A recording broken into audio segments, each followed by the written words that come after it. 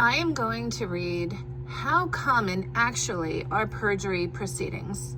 This is taken from law.stackexchange.com. This is on their frequently asked page.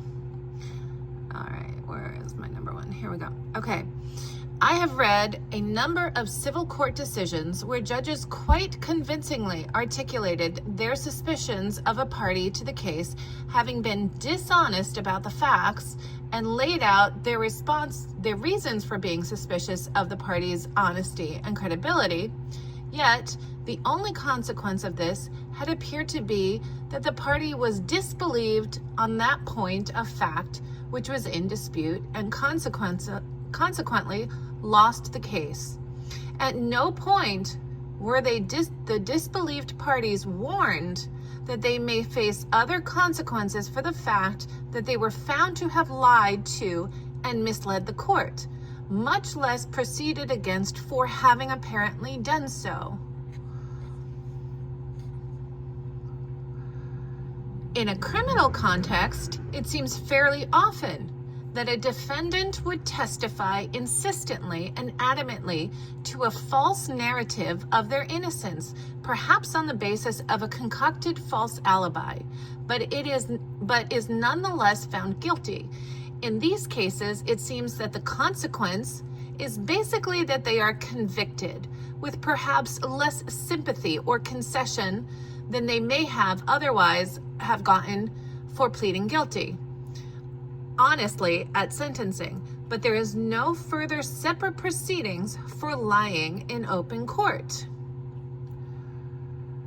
How often does it actually happen that a party is actually proceeded against for perjury, misleading a judicial body, contempt of court, or faces any other consequences for doing so other than losing their dispute, point, or case? And whatever the answer, why is this? Is there any precise statistical data available as to the frequency of such occurrences? Honestly, it seems courts would hardly have the manpower and resources to proactively take it upon themselves to go after and proceed against everyone who has ever made a dubious statement to them. Are there any notable cases that come to mind which one may consider for a better understanding of the issue? Let's just look at two recent ones, right? Robert Tellis, Vegas. He was accused and convicted of killing the journalist who was writing bad articles about him. He testified in narrative form. His lawyer, my guess, would not question him because he knew that Robert Tellis was lying. And so Robert Tellis testified in narrative form.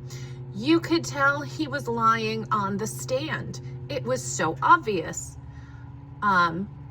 The jury found him guilty, which means they did not believe him. They thought he was lying. But were there any consequences? Was it addressed at all that he was found to have been lying? No, there was not. I'm at work right now, so doing this before we opened. Using the internet at my work. Okay. But there were no consequences, nothing addressed, nothing that the jury found him guilty, which means they believed he was lying by saying he didn't do it. Was not addressed. Sarah Boone can be another example. She was pleading self-defense.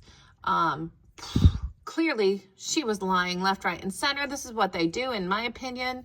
They take a situation, they lie that what seems to fit that situation, but then if you know the surrounding circumstances, you know that to be a lie.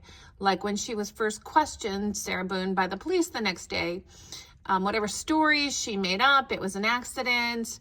But then later the police found the video that she took that night, obviously very drunk, with him in the suitcase asking her to let him out, that he couldn't breathe. Sarah, I can't breathe. Gosh, we'll never forget that one. She was not believed. The jury did not believe her.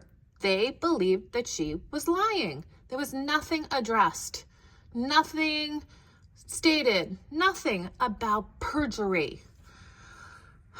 That sends a message all the way down to the lowest courts, to the smallest cases, that lying in our court systems is not a priority. Let me continue reading. Okay.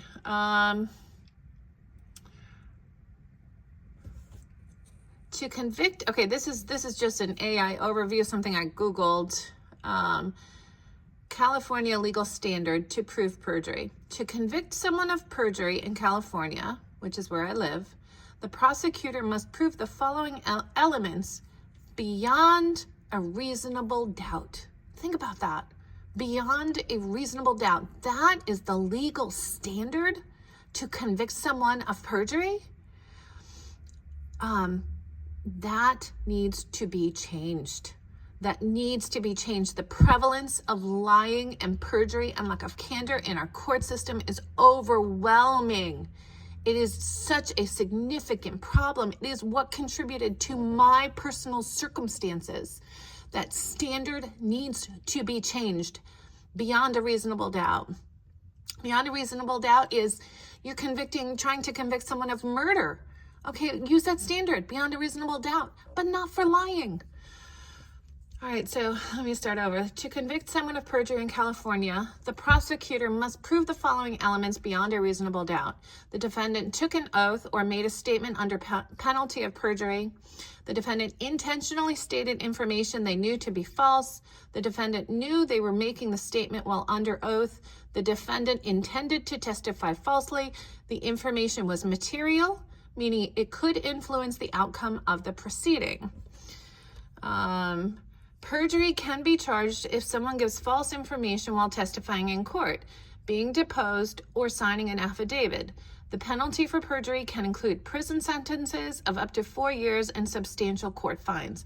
When was the last time, if ever, you ever heard of anybody being charged and or convicted of perjury? I have never heard of anyone charged or convicted.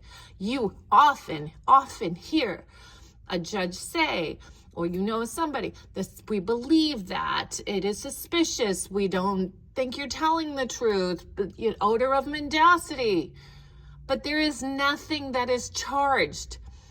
Common sense can prevail when it comes to perjury. The standard needs to be lowered. If the standard is beyond a reasonable doubt, that needs to be lessened to a less restrictive standard so that lying in court is an absolute no-no. You do not do it under any circumstances. But as it stands right now, the liars know. They know. This is all new to me these past few years because I'm not a liar. I have not spent my life lying and getting away with it and figuring it out, how to do it, and where is it safe to do it? How far can I push it? No, but the unethical people and the liars, they have figured it out. And they now rule our court system. We do not have a justice system. We have our injustice system.